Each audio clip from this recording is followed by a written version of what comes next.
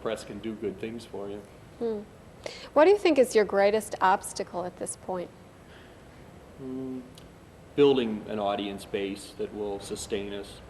I mean, a group like this can get grants, we can get donations from people, but what we need is a consistent base of 90 or 100 people that'll come every Friday and Saturday night and keep us going. And so we just need to try to keep finding more people to come, growing our mailing list, advertising as much as we can, getting people to tell their friends so that we can just keep the place full. That's really what we need right now, is just momentum and support from the audience. Are the audiences really responsive, would you say? Oh, yes. They love this show. Even some nights when we don't have as many people as others, it's amazing to listen to the audience laugh and clap. This show is definitely a hit from the audience's standpoint. It's fun to do it every night because they like it. Well, can you give any hints as to what your next production is going to be? Sure. This show, Three for All, will close in April. And then the next show is called Acts of the Nightlight Players.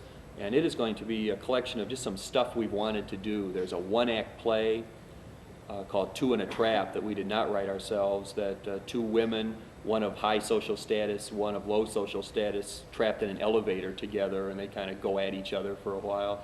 We're doing a little one-act play about death by Woody Allen. We're doing a couple original pieces, something on the creation of the world and a couple other relationship kind of scenes, so it'll be that sort of a show. Sounds great. What are your goals for the future? Do you plan to make any changes, or what kind of goals do you have? Oh, I think we'd like to enhance our status here in terms of the income that we have, so that maybe we could even support some people working here on a part-time or full-time basis, whether that be an administrator or public relations kind of people, as well as the actors themselves.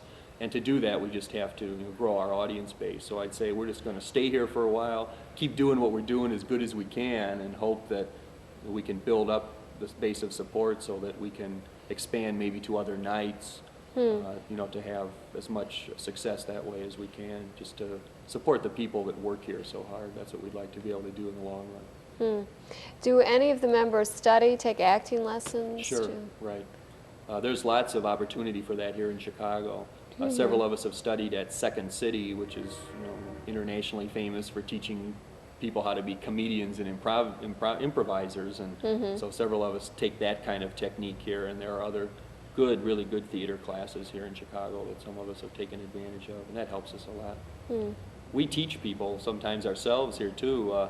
Church groups that want to get a theater group going in their church or whatever will ask us to teach them a few weeks on how to start a theater troupe, and so we'll try to turn around and share what we know a little bit to them as well. Do you think that sometimes Christians play down the idea of entertainment too much? Well, do we forget how important it is? I think they do, and that's a big frustration of us here, because people come and they say, okay, it's a religious show, where's the prayer, where's the sermon, where's the 4 spiritual laws, it's got to be here or it's not right. But yet those same people will entertain themselves by watching television or going to a ball game or something like that, and they don't expect to see the 4 spiritual laws there all the time. But when they come to a place where people are up on the stage doing something in the name of Christ, they feel that the only way it can be correct is for those kinds of things to be there. And so we're always trying to convince people, hey, we're doing good theater here, and it honors God because it's not immoral, because it's presenting things from a Christian worldview, and that's all we're trying to do here, is honor God with good theater and hope that that touches some people along the way. But people, boy, they got a block in their head about that sometimes. Christians, they think that's not right. Do you find too that it's sometimes hard for Christians to laugh at themselves, and when you... That's true. We did, the last show that we did in the fall was called Revival of the Fittest. And the theme of that show was that people get more hung up on churches and denominations than they do on God. And we ruffled a lot of people's feathers with that show because we were right. We made fun of denominations, and we made fun of churches, and we made some statements about church history that riled some people up, and they got riled. Well, we made statements about how people get hung up on that a certain denomination or a certain way to find Christ is the only way to do it, and if you don't do it this particular club's way or this particular set of rules way, then you're not a true Christian. People get upset about that.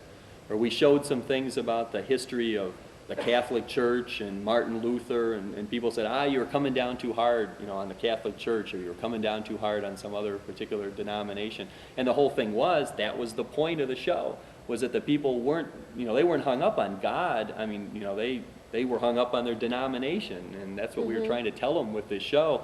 That was the point, was revival of the fittest. It was like, it's so tough these days to find Christ sometimes. You got to burst through all this junk that man is put in the way between us and God, that it's hard to find God sometimes. And that was the point of the show, and a bunch of people didn't want to hear that.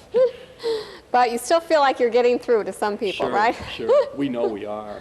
If nothing else, people come up to us after the show and talk to us, either in a positive manner or in a negative manner. We wish more people would come and talk to us, because we'd love to know what people think. I still suspect that a lot of people get up at the end of the night here and walk out the door and did not agree with what we said or did not like what we did, but are too scared to come tell us, I guess, in person. And I Yeah. wish they would, because we'd like to know what people think.